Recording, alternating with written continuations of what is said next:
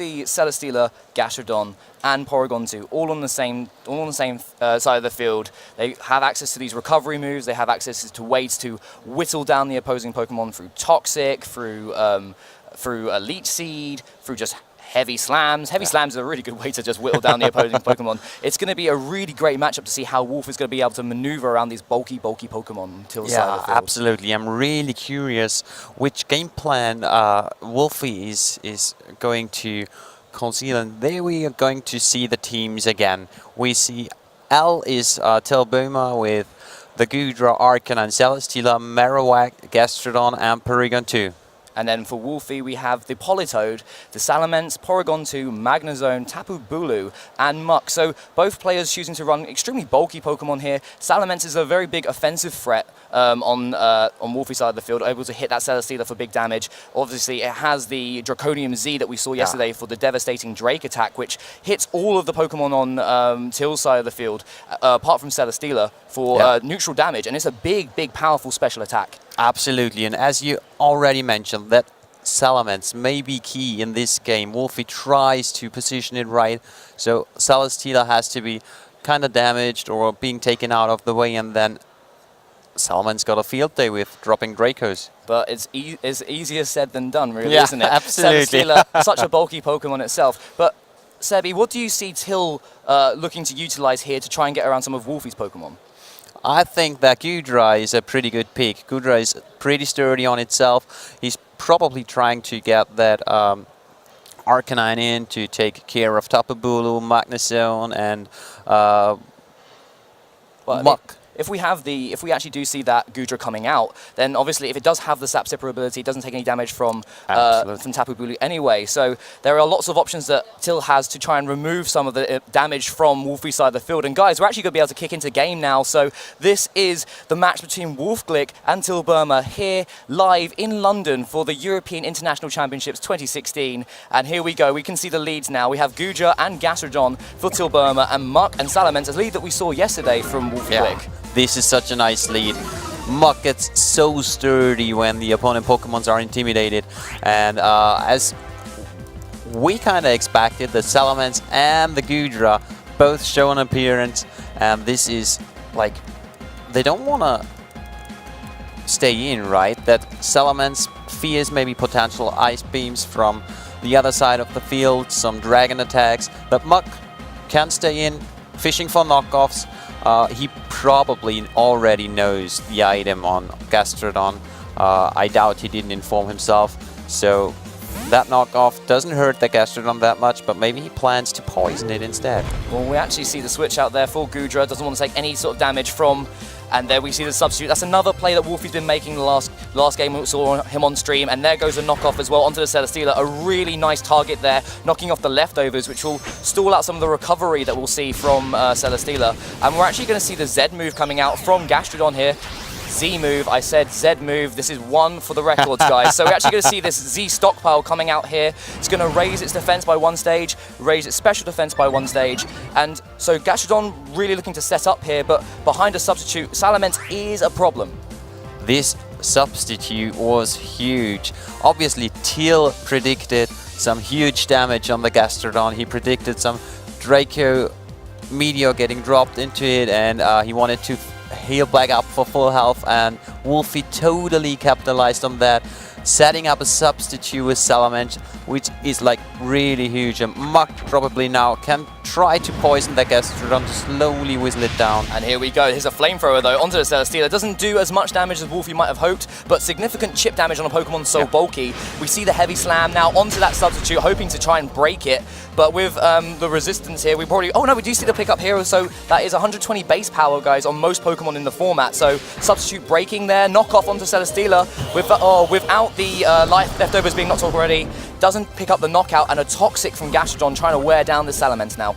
Wow, this was a clutch survive there from Celesteela, hanging on with some HP left, and Muck probably wanted to take it out, and that Toxic was huge. Good turn from Till, breaking sub, toxicing Salamence. now pressures Wolfe to play a bit more offensive with his elements. He cannot rely anymore on setting up subs and abusing safe play turns, what Wolfe is known for, to just abuse, reduce prediction and stuff. This was a really good play by Till to get that poison off. Why did we not see an Ice Beam coming out from Gastrodon? Maybe Gastrodon isn't running that. You Yeah. imagine that Till would want to go for the knockout onto the Salamence there to try and get rid of it on the field because it threatens so much of his team. But we're actually going to see the Salamence retreating now, and Tapu Bulu is going to come in, setting up the grassy terrain. Muck is going to protect itself as well. We did not see a protect from Celesteela. It actually moves before Muck, so we're going to see the Leech Seed coming out into that slot, and Muck not going to say deny that one, and the Scald coming out as well. We've seen Toxic, we've seen Stockpile, we've seen Scald, and we assume, I think we saw Recover yesterday, Yeah. so we actually see Gastrodon's full set. It doesn't have the Ice Beam to be able to hit that Salamence for super effective damage. Absolutely, that's why the Toxic came out. Pretty safe play here. Wolfe, again, pretty defensive play. He got the doubling into the Muck correctly, protected it, brought in Bulu, which is now threatening both Celesteela and Gastrodon. It can take out both with one hit. And in comes the sad Sipper Gudra. Here comes that Gudra, yeah. So if there is a grass type attack going into that slot, we might see no damage here. But actually, the prediction from Wolfe there, we see the Horn Leech going into that Celesteela slot. Obviously, it's a resisted hit, but with only 9 HP, I think that will obviously pick up the extras. And there we go, the knockoff onto the Gudra. What item will this reveal? That is the Assault Vest. So that's an item that we've seen a lot on Gudra in 2014. Yeah. And really bolsters up its already huge special defense. And as we saw, Gudra has that really nice ability to 2-hit KO a lot of Pokemon. So without that additional bulk, it's a little bit difficult for Till. And this is the great thing about Muck. Yeah, absolutely. He's one of those viable knockoff users, as Wolfe explained already on stream. When you search for viable knockoff users, you cannot find many, and Muck probably got the right typing, got the right coverage moves, got that poison jab, and now Porygon 2 is in for Till. He planned a pretty defensive a way to handle this. Porygon 2, Gudra, Celesteela, and Bulu now is still in a position where it can't get that. Well, Gudra may run a poison move, right? It could run a poison move. It could have superpower to deal with the Porygon 2, but actually we're just going to see a protect. So again, Wolfe liking to take less damage as possible. We see the Dragon Pulse coming out from the Gudra onto the Muck there, doing a fair amount of damage there. That's just over half HP. We see the Poison Jab going onto the Gudra, taking it below half HP and picking up the Poison. And Poison is something we've seen a lot this weekend. Just getting a little bit of additional damage each turn is really important to these bulky Pokemon. Tri-attack going into Muck, and Muck is burned. Ooh, that is a bit bad for Wolfe there. Again, timer on these Pokemon's health is really important, and the Figgy Berry onto the Muck there, healing the health back up by half. Figgy Berry is something we haven't seen that often, but with its ability, Gluttony, Muck can abuse it to its fullest. As we have seen, it restore half its HP by just a single berry, and this is huge for a sturdy Pokemon like Muck. But on the other hand, Gudra got poisoned, so it got a timer on it. Wolfe still got 4 Pokemon left, and you don't want to be on timer with 1 Pokemon less than Wolfe. Yeah, so Wolfe does have to watch out for a Sludge Bomb here from Gudra, and we have yet to see if Tapu Bulu moves before Gudra, but Gudra's going to leave the field here. Are we going to see a big Wood Hammer going into that Porygon 2 slot? Gastrodon's going to go into that slot here, so if Tapu Bulu is going to leave the field, so Wolfe is unable to capitalize on that switch into a Gastrodon.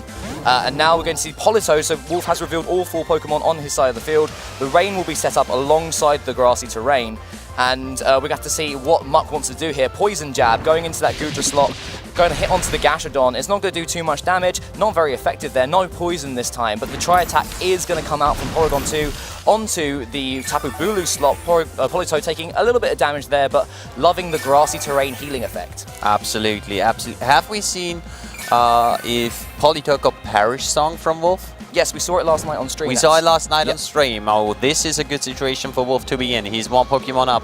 He can start Perish Song and shuffling around because his team is just so sturdy. And Till has to switch then. And Wolfe got definitely the lead right now, team-wise. And Pokemon-wise as well.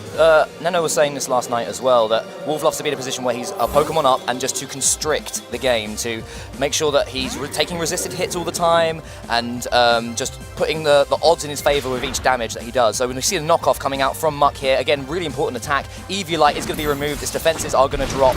So we're going to see the tri-attack into the Tapu Bulu slot. No status condition here, but Toxic is going to come out. It's going to hit onto that Tapu Bulu slot as well. So now Tapu Bulu is on a timer, and Till is ready to start throwing around this poison and make this a long game if he has to. Yeah. But with the Lumberry healing up the status condition onto the Tapu Bulu, we saw that last night as well. So Perisong is a really good option for Wolfe in the late game, and Till really has to start thinking about how he's going to get into a position that he can fight this out. Absolutely, absolutely. And Till is, despite finding a solution for an out in this match, he may also search for informations for a potential second and third match. You want to have as much information from Wolfe as you can. You wanna see as much how he plays versus you. Maybe Till is just trying to go 2 or 3 turns aggressively and see how Wolfe reacts, and then he goes like 3 turns defensively and see how Wolfe reacts, just to get the playstyle for Wolfe to maybe abuse it in the second and third match. So we see the Gastrodon switching out, doesn't want to take a super effective grass type attack. The Horn Leech is going to go into Goodra, so it does reveal the Sap Sipper ability there, the attack rising, but as it's a special attack, it doesn't matter too much. But a double target into that slot, a nice prediction there from Wolfe, knowing that Gastrodon doesn't want to stick around for that super effective attack.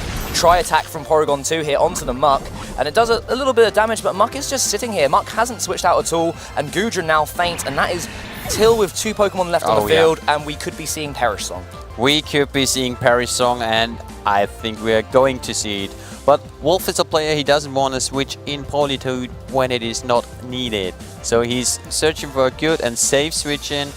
He probably gets it. Porygon 2 isn't that aggressive attacker, neither is Gastrodon. So we're going to see like 4 or 5 rounds more, and then we could see Tapu Bulu launching a super effective attack into that Gastrodon slot. So Gastrodon hasn't got the ability to protect itself. So we are seeing the forfeit here coming out from Till. So Gastrodon, without being able to protect itself from the super effective grass type attack, he'd have to hope for a burn or something onto the Tapu Bulu with tri-attack. But even then, with how much damage Tapu Bulu deals on the physical side and how weak Gastrodon is to grass type attacks, it did look like a real uphill struggle there. But fantastic play from Wolfe. Absolutely. Muck was huge. Muck is huge. Like, every time we see Muck on stream, it's really doing huge, and it's not doing Muck stuff. So much work. Just so much work. Knockoff, just sitting there, having the ability to heal up half your HP with a Figgy Berry, and then just sit there denying people the access to their items. And that's really important. Celesteela not having leftovers, coming in, taking a fair amount of damage from the knockoff already, then getting the target from the Flamethrower from Salamence.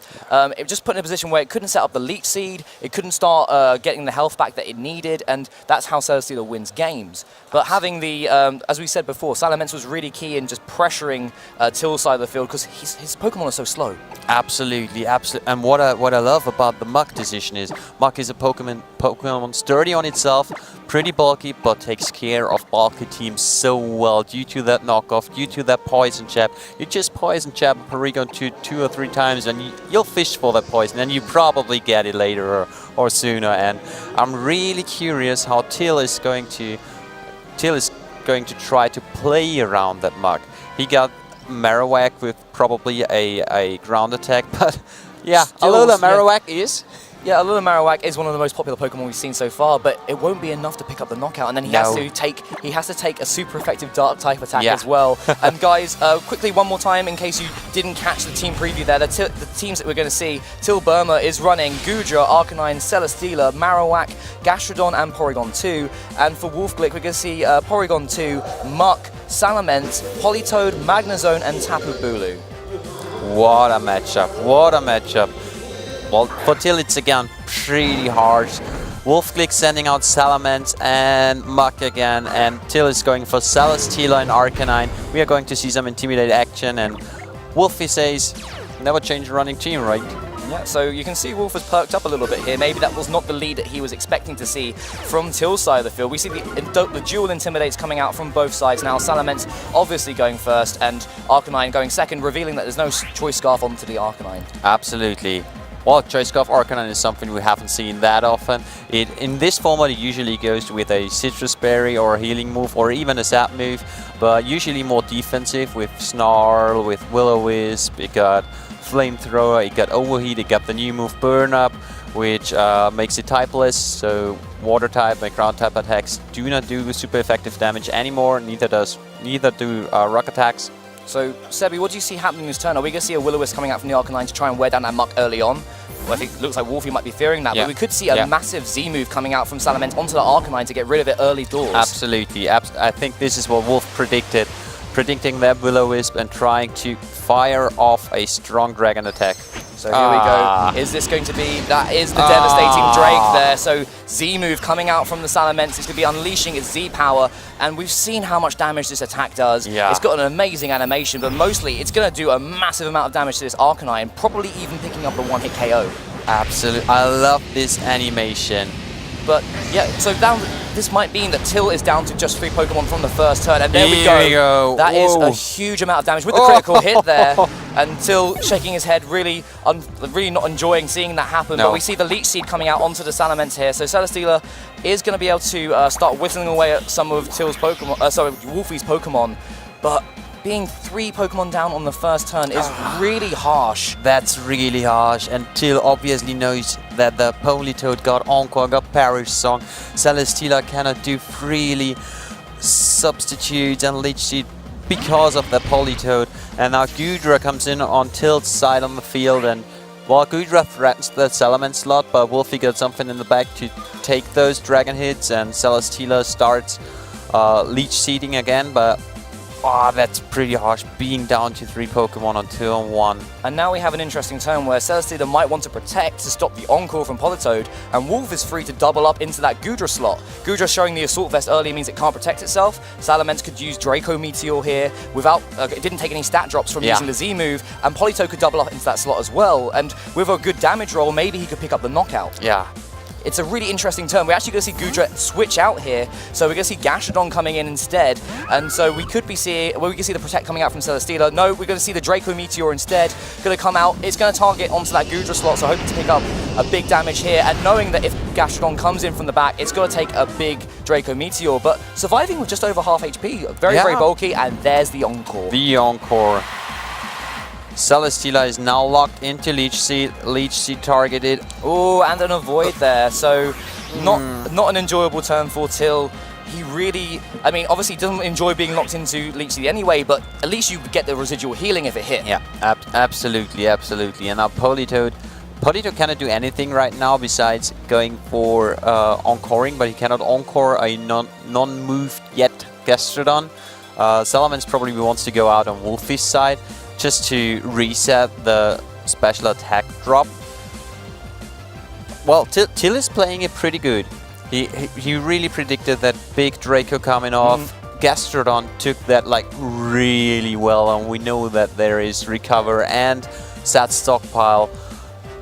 Pretty good turn for Till. This is the issue though. He's playing from behind. He's got 3 Pokemon left. Wolfe has 4, and his team is very defensive. It doesn't have the opportunity for him to make massive plays that get knockouts because his team is quite defensive. Wolfie's is quite defensive as well, and so it's going to take a lot longer for him to be able to position his way out of it. But we do see a switch out here. We see the Muck coming in, and also the Tapu Bulu from Wolfe's side of the field, and we see the Goodra coming in for the Celesteela here, and we just have to wait and see what Gastrodon wants to do here. It's going to be a Toxic into the Tapu Bulu slot, so that's a nice selection for Till there, because obviously Muck wouldn't take any poison damage at all from Toxic because it is immune. But the Lumberry, of course, is going to heal back the status condition. So a little bit of healing for Gastrodon here, but almost a dead turn with just a bit of good positioning for Wolfe. Good positioning for Wolfe, absolutely, but good positioning from Till as well, because if Goodra runs Sludge Bomb, Bulu isn't that free to fire off grass attacks, especially with a Celesteela Fortila in the back. Muck can abuse knockoff on the Gastrodon and on the Gudra slot to get rid of Assault Vest. But I guess, unfortunately, I don't think we can knock off the normal MZ on the Gastrodon. So we could be seeing a big knockoff, as you said, into that Gudra slot, and losing the Assault Vest that early is not fun. No, absolutely not. And here we are seeing the Sludge Bomb finally coming out. There we go. And we see the knockoff on Gudra, losing that Assault Vest and taking a huge chunk of damage. Skull coming up from Gastrodon into the Mach slot. He's hoping for a burn, and he gets it. There we go. So Wolfe reacting to that burn there, not liking the fact that now Mach is on a timer. Health will be ticking down here. Obviously, we do get the additional health from the grassy terrain, but it doesn't last forever.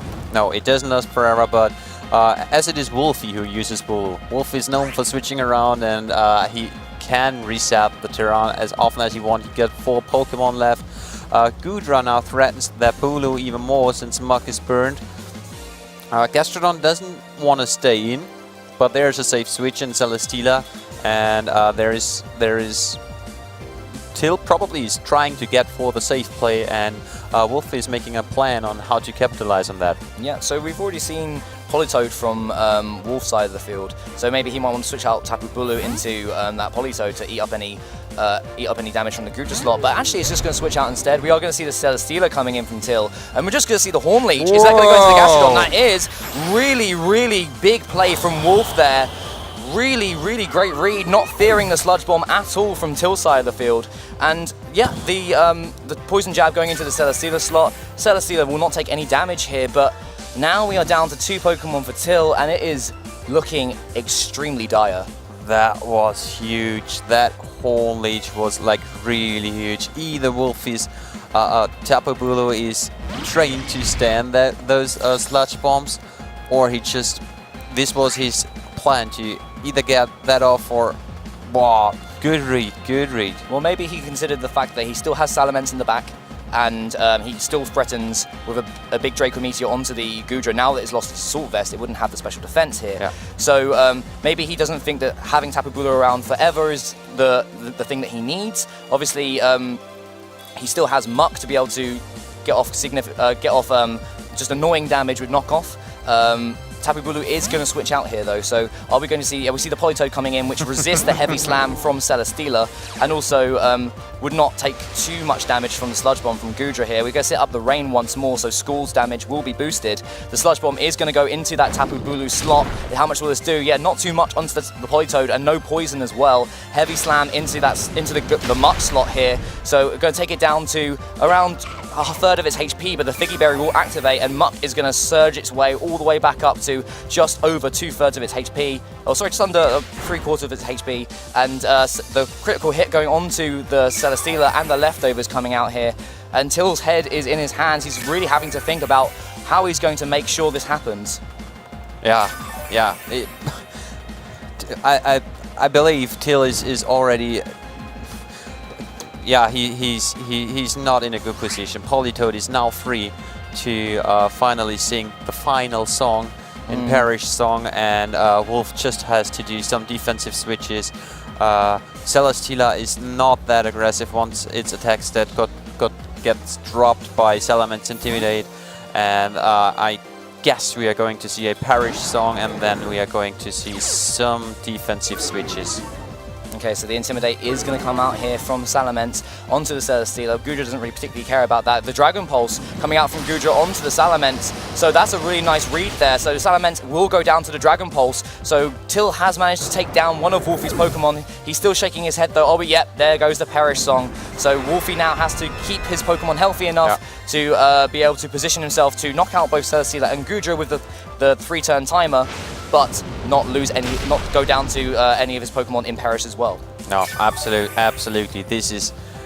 Well, I didn't expect to see Perish Song doing that well in this tournament. I'm really surprised by how good of a move this Perish Song is, since we do not have any Shadow Tag users in this format. True. I didn't expect to see Perish Song, but Jay, As you can see, It's wonderful. Yeah, having the ability to say to Celesteela, oh, you want to grind out this game for another 10 turns? Why don't we just make that 3 instead? And I think we are actually going to see the forfeit here coming out from Till Bohmer of Germany, which means we could be seeing Wolfe Glick take this game. Are we going to see that in a 2-0 fashion? We do. Yeah. So the handshake there between Till and Wolfe has won this game here in the day 2 of the European International Championships, coming at you live in London. And really, really well played from both trainers there.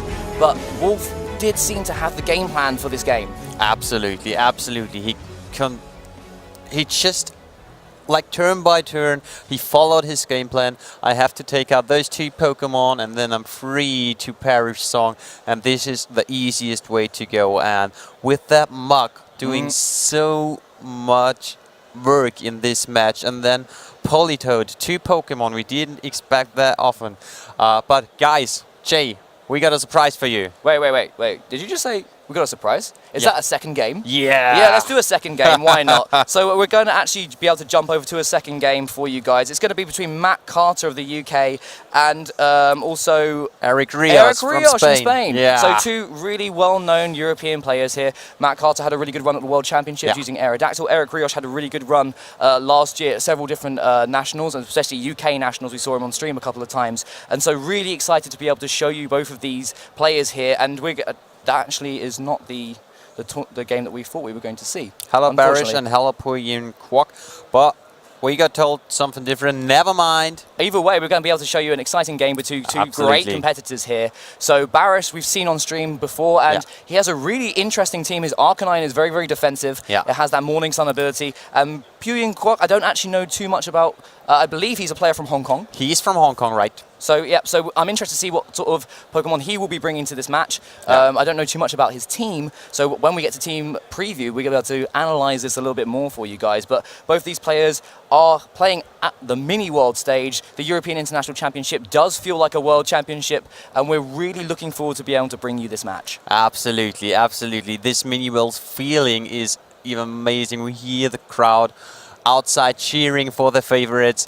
We have got so many Pokemon fans from all over the world, and it's so amazing here. And a tiny tidbit of information for you guys waiting to watch this game at home. We did just find out that Barish has lost the first game of this set, so we'll be moving into game 2. So Barish is fighting an uphill battle here to try and stay alive in this tournament. He obviously wants to make it through to the grand finals, as everyone does playing. I want to make it through to the grand finals, and I'm just sitting here commentating. So it's that's the goal for everyone here. They want to be the first European champion, and we will be able to jump into the game very, very shortly. But let's talk a little bit about what we expect Barish to be able to do here. So we don't have the team information in front of us, but we know he's got that Arcanine. We saw some of his team yesterday, and he's a very strong player. He likes to play defensively as well, but he also likes to make big, big reads. Absolutely. He's always doing mind games with his opponent. He's trying to do, like, as you mentioned, big reads, big predictions. And we see Arcanine and Tapu Lele coming out for Puyin, and Tapu Bulu and Gigalith for Barish. Yin is actually his first name, so apologies to Yin there. So we have the Tapu Bulu and the Gigalith again. So Gigalith, a very, very powerful Pokemon in this format, does a lot of massive damage with its physical type attacks, and also gets a really good special defense buff due to the Sandstream ability, which you can see activating now. Arcanine obviously does like the position of being able to hit Tapu Bulu for super effective damage, and the Intimidate onto Gigalith and Tapu Bulu is really important as well. Absolutely, and this Gigalith is in a pretty comfortable situation. With that Sandstorm up, its special defense gets boosted, and neither Arcanine nor Tapu Lele can do big damage. It might fear a Will-O-Wisp coming from Arcanine, and Bulu probably is going to switch out for Barish, as he probably doesn't want to risk anything right now. Okay, so we do see the Tapu Lele moving out of the field here. Celesteela coming in instead. And we're going to see the Arcanine just go straight for a Will-O-Wisp here. Tapu Bulu staying in. It's going to go onto the Gigalith here. So Gigalith will not be able to do big super effective damage, being intimidated and under the burn condition now. Wood Hammer into the Celesteela slot. So obviously was trying to get some big damage onto Tapu Lele. Celesteela resisting that damage. And Heavy Slam coming out from Gigalith onto the Tapu Lele slot as well. and a really great switch from Yin. Absolutely, absolutely good switch. That defensive switch, Celesteela taking those hits so well. Barish didn't see that coming, and he probably have thought that Arcanine goes out. Otherwise, he wouldn't have targeted that slot. Pretty good read, and that brings Yin in a pretty good situation. That Gigalith is burned. Now that Bulu is next getting burned, and yeah, now it's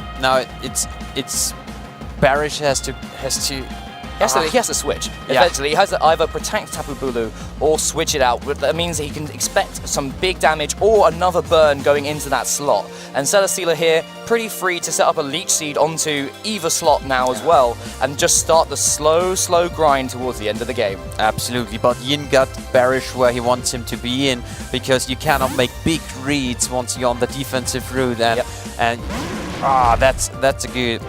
There we go. Arcanine comes in, firing off that Intimidate on Arcanine and Celesteela, lowering the damage output from potential heavy slams, and we see a Snarl coming from Yin's Arcanine, missing on Tapu Bulu.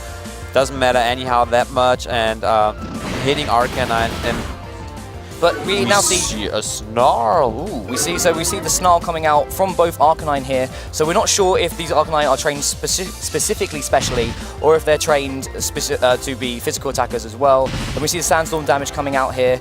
But the Snarl going onto that Arcanine slot is nice for Yin. Doesn't matter too much about the Bulu miss here, but any sort of chip damage that he can get is really beneficial. Yeah, especially in such long-term games. You want as much chip damage as possible to maybe be able to fish for some knockouts later on, and Celesteela heals some HP with leftovers, and that Bulu is in a slot where it doesn't want to be in. Yeah, that's true. Bulu actually is in a slot that doesn't want to be in, but it's just staying there. Barish is pretty happy thinking, okay, Yin is never going to target this Tapu Bulu. It is intimidated, and it doesn't do much damage against Celesteela or Arcanine here, but what are we going to see from this Tapu? Does Tapu Bulu, maybe it has Leech Seed as well, but you'd expect that he wants to get it out here now. Yeah. And we see Celesteela switching out instead, so Celesteela is going to leave the field. Tapu Lele coming in instead, going to overwrite the grassy terrain, instead putting up the psychic terrain, which is going to boost its psychic type damage. And stop any priority attacks, so any sort of extreme speed shenanigans from Barish's side of the field, but I do not believe he harries it. Instead, he launches the Toxic into the opposing Arcanine, and Arcanine is a bulky Pokemon that people like to use, especially with being able to grind down other opposing Pokemon with Will-O-Wisp. And finally, that Arcanine targets Tapu Bulu down with Will-O-Wisp, which now doesn't do that much damage, and we are seeing Nature's Madness. Oh, really nice attack, and not attack that we see a lot on Tapu Bulu. No. But this attack is cool, because the damage output isn't determined by its attack stat. It just halves the remaining HP a Pokemon got, which is basically a new Super Fang for our Tapus, and it's a huge defensive way to give defensive Pokemon offensive pressure. Yeah, and we've seen Tapu Koko using it a lot throughout this tournament. We've seen some Tapu Koko using it throughout this tournament, not a lot, but it's a really nice pick on Tapu Bulu, especially in the position that Barish is in. Yeah. Now that he has a burn, and now that he's been intimidated as well, the two of his Pokemon have, and both of them are really strong physical attackers. That one deals very well with Arcanine, and so Arcanine is liking the position. Yin's Arcanine, sorry, and it's liking the position here. But Tapu Lele is kind of just free to start throwing around Psychics. Yeah, absolutely, and those Psychics hurt a lot, because they get boosted from Tapu Lele's own terrain, and they're really strong, and Arcanine is going out for that Gigalith coming in. So Gigalith, obviously, its special defense is boosted by the Sandstream, and having the additional special defense boost might be able to allow it to survive several of these psychic attacks. And we're going to see Arcanine switching out on both sides of the field. Yin's Arcanine going to swap in for Celesteela here. This is going to be a Z move. That is the Psychic Z move on the Tapu Lele. This is going to be a Shattered Psyche attack. And we can see Tapu Lele closing its eyes in concentration, releasing its inner focus. And we're going to see which slot this is going to go into here. It's going to do big damage either way. Is it going to be Tapu Bulu, or is it going to be the Gigalith? It is going to be the Gigalith here. And we're going to see if this special defense boost is enough to be able to survive this massive attack. It will be enough. Whoa. 33 HP, a lot of damage there. And Celesteela avoiding the Nature's Madness, a hard break for Barish there. Being able to get Celesteela's HP down to exactly half would have been great. Absolutely. Whoa, that Gigalith got loads of special defense, taking a Shadow Psyche, right? Shattered Psyche. Shattered Psyche. Thank you, Jay. Very nice. So well, remaining HP are... Whoa, that Gigalith is like really bulky. But still, Barish doesn't enjoy the situation where he's in right now. Tapu Lele can just target down the Bulu. Celesteela can just target down the Gigalith. And I don't know if he got a plan for this. He needs to bring an Arcanine to try and weaken the Celesteela and get a resisted damage here. But it's not a good position either way. If he gets predicted by Yin and Tapu Lele launches another Psychic anywhere, it's just going to pick up a knockout. And the Psychic is going to come out here onto the Tapu Bulu. It's going to pick up. Oh! There is the imaginary Focus Sash activating on Tapu Bulu there. We're going to see the Citrus Berry taking it up to around 45, exactly 45 HP. We're going to see the Snarl coming out from Tapu Bulu here. A really interesting set coming out from Barish. And we're going to see the special attack dropping on Tapu Lele, which is really important. Heavy Slam is going to pick up the damage onto Gigalith to knock it out here. And so Yin just slowly taking out the Pokemon, wearing down the amount of damage they can do. And it's interesting to see Barish running a mixed Tapu Bulu with access to the Nature's Madness to get the lots of damage out regardless of the amount of HP it's running, and having just a single Wood Hammer to do massive damage. And on the other hand, it's still got that Snarl to just lower the opposing special attack. That Bulu is probably trained pretty hard in defense, and now Celesteela for Barish comes in. And I guess you got a plan to just bring Yin down to maybe 3 or 2 Pokemon and start that Celesteela war if this is an option. As we heard, the first game took pretty long to be finished, and this might be an indicator for 2 Celesteelas remaining on the field. Yeah, that's going to be the issue here. But with the amount of HP remaining on both sides of the field, and the fact that Yin still has 4 Pokemon to Barish's 3, and 1 is very heavily damaged here. It's not looking too good for Barish at this point in time. The Psychic is going to come out, Tapu Bulu is going to go down here, and having that really fast Tapu Lele using the Psychinium Z to be able to launch big powerful attacks is really cool. And we've got the Substitute coming out, so the Leech Seed will not be able to get any Leech Seed up onto that Substitute. But again, Tapu Lele is just really free to launch another Psychic into the opposing slot for Barish. Absolutely, you're definitely right. We see that the Barish Celesteela is faster than the opposing Celesteela, and Arcanine is now coming in on Barish's side, and he probably tries to bring that team from Yin down to 2 Pokemon to start that Celesteela war. That is probably the plan Barish got, but is he able to just execute the plan, Jay? That's the thing. Now he's managed to intimidate Celesteela, which obviously can switch out to get rid of those drops. We have yet to see in this game if Barish has the Protect on his Arcanine. So Arcanine could be eating a big Psychic here. Celesteela is going to switch out to get rid of the drops here. We're going to actually see an Arcanine coming in from Yin's side of the field as well, and the Intimidate is going to drop onto the Arcanine on the opposing side of the field, and not onto obviously the Taunt coming out there as well, which passes through the Substitute. So no Leech Seed coming out from Barish's Celesteela, and there we see the big Z move here. It's going to be Inferno Overdrive from the Arcanine, and let's see which target that's going to be going into. It's probably going to be going into the other Arcanine slot now because of the Celesteela. Is it going to be hitting into that area? This is a huge attack. Look at the animation here. Big burn, but will it be able to pick up the knockout? Probably not, because Arcanine is so bulky. There we go, not very effective as well. Heavy Slam coming out from Celesteela into that Tapu Lele slot. Will it be able to survive this with 1 stage of reduced attack? No, it will not. 120 base power on Celesteela's Heavy Slam there. Extremely damaging, especially against those Tapu Pokemon. But still a good turn for Barish. He's still trying to get Yin down. He probably will not be able to take up the Celesteela. Yin is trying to avoid getting hit by a fire move, and the Arcanine on Yin's side got a timer which is slowly clocking down in the poison. So the situation Barish is in has been worse And I don't know, maybe this might be another little problem to throw into the plan of Barish Akos.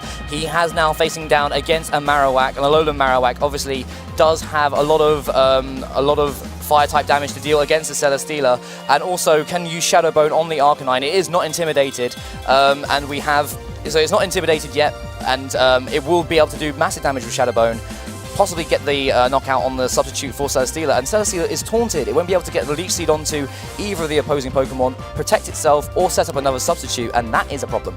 That is absolutely a problem, but the taunt will go away sometimes. So if Barish manages to take out the Marowak somehow, there is a way. He needs to. He revealed. We saw a Snarl earlier. We actually see the Toxic instead, and this is going to take a long time. So Marowak is on a timer here, but he needs to get rid of it quickly. It's causing a lot of problems here. The Flamethrower on the Arcanine going to go into the Celesteela slot. That will break the substitute, you imagine. So we see super effective damage. It is going to go super effective damage there onto the Celesteela slot.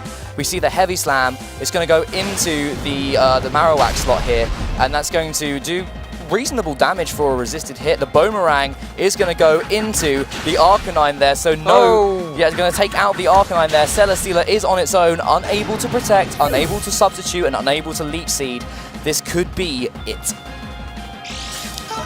We have to watch on the Glock. Yeah. Sorry, never mind. He cannot protect, he cannot sub. So sorry, my fault. This is probably it. Yeah, so really nice play from Yin there, making sure that he knew, even with Celesteela coming in and looking to set up here, that taunt from Tapu Lele, really important, and also being able to target down the Arcanine, make sure Celesteela is the last thing on the field without a substitute. GG. You're totally right. Yeah, that's why Billa is not looking amused. So we actually see the Will-O-Wisp coming out onto Celesteela here, which is going to reduce the amount of damage that Heavy Slam can do. Are we going to just see the flare? Oh, Heavy Slam is going to come out here.